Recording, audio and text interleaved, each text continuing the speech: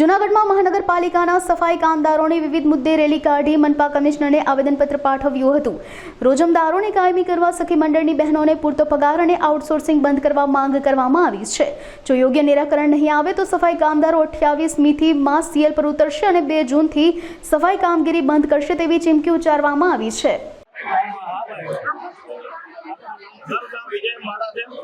सफाई कामदार प्रमुख तरीके सेवा आपू छूं।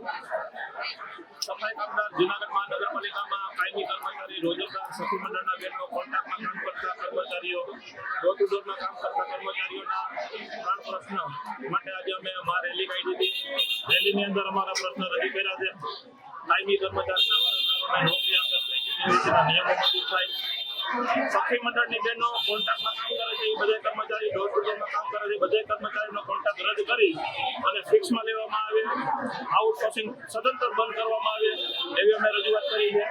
રોજગાર કર્મચારીઓ છે 42 જેટલા એ બધાને ભૂતકાળમાં કાયમી કર્યા છે અત્યારે પણ કાયમી કરવામાં આવે એવી અમે માંગણી કરી છે। પેન્શન પ્રથાની માંગણી કરી છે।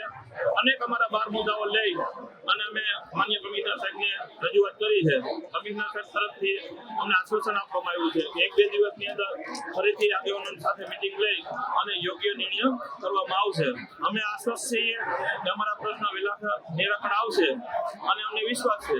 તેમ છતાં પણ જો અમારા પ્રશ્ન હલ નહીં થાય તો ન છૂટકે આવી હશે 28 તારીખના રોજ અમે એક દિવસને માર્શિયલ મૂકી અને ધરણા કરવાના છીએ અને બીજી તારીખે સંતંતન બને સફાઈની કામગીરી બંધ કરીને પ્રતિક ઉપવાસ આંદોલન કાળવા ચોક ખાતે બાબા સાહેબના છેકી પાસે અમે કરવાના છીએ।